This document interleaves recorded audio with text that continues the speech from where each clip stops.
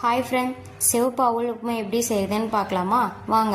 சிவப்பு அவுல் ஒரு கப்பு எடுத்து தண்ணி ஊற்றி நல்லா ஊற வச்சுக்கோங்க. ஊறின பிறகு அது 2-3 டைம் நல்லா க்ளீன் பண்ணி எடுத்து தண்ணி வடிகிற மாதிரி வச்சுருங்க.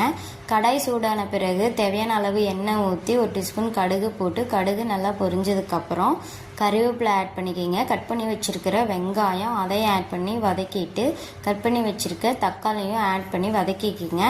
தக்காளி வதங்குற அளவுக்கு லைட்டாக உப்பு போட்டுக்குங்க.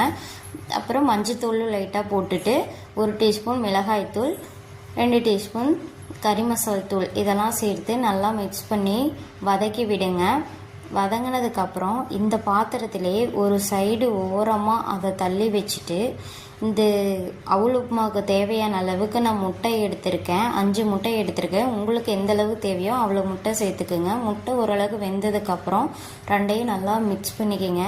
மிக்ஸ் பண்ணினதுக்கப்புறம் அவுளை இது கூட ஆட் பண்ணி உப்பு லைட்டாக ஆட் பண்ணிக்கோங்க. அப்போ தான் நல்லா உப்பு இருக்கும், இல்லைன்னா பத்தாமல் போயிடும். உப்பு ஆட் பண்ணி மிக்ஸ் பண்ணிக்கிட்டு நல்லா மிக்ஸ் பண்ணிக்கிங்க. அவ்வளோதாங்க, அவுல் உப்புமா ரெடி ஆயிரும். நீங்கள் தேவைப்பட்டால் மேலே கொத்தமல்லி தலையும் தூவிக்கலாம். இது மாதிரி ஒரு டைம் செஞ்சு பார்த்துட்டு எப்படி இருக்குதுன்னு சொல்லுங்கள். தேங்க்யூ.